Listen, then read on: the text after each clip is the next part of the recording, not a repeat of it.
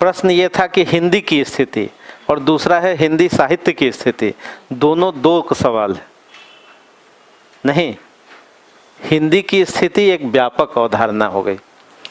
वर्तमान समय में कहा जाए हिंदी की स्थिति, तो हिंदी की स्थिति मतलब हिंदी समाज और हिंदी साहित्य,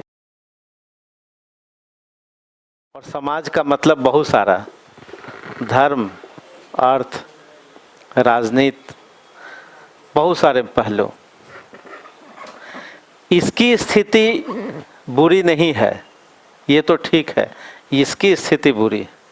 तो अगर आपसे कोई सवाल करे कि हिंदी की स्थिति, तो हिंदी मतलब दो, हिंदी भाषी, हिंदी समाज भी, और एक हिंदी लिटरेचर।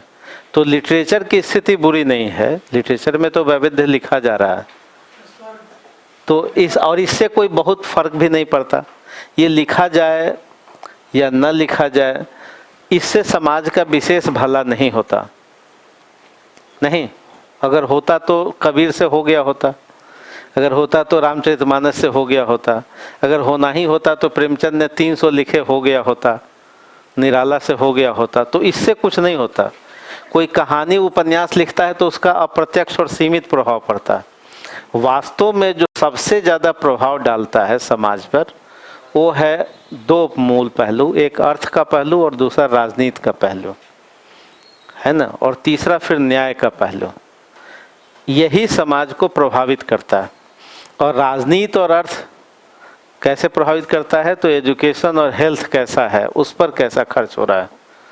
यानी मूल धरातल, जो मूल बेसिक है, जो पिलर जिस पर बिल्डिंग खड़ा होगा, वो बिल्डिंग का जो माइलस्टोन है वो क्या है, एजुकेशन और हेल्थ। दो को चौपट कर दीजिए तो फिर गड़बड़ हो जाएगा मामला। तो अगर कोई कहे कि हिंदी की स्थिति, तो आप उसको कहिए हिंदी का मतलब साहित्य और समाज।